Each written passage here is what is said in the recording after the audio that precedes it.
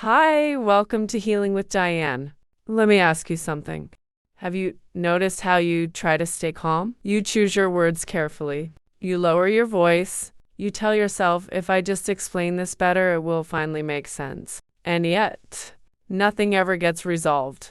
Not the misunderstandings. Not the hurt. Not the same issues that keep coming back. You go into conversations with good intentions.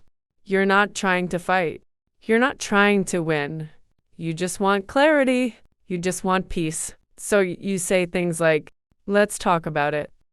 I'm not angry. I just want us to understand each other. I want us to fix this.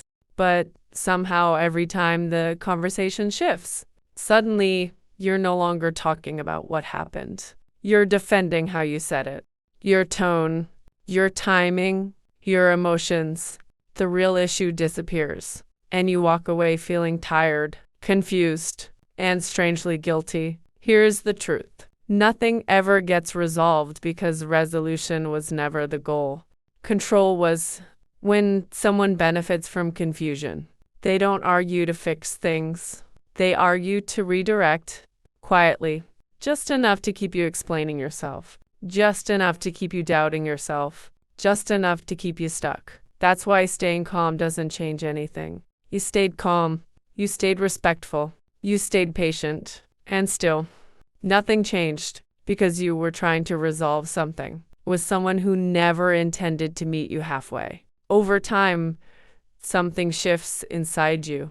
You start dreading conversations.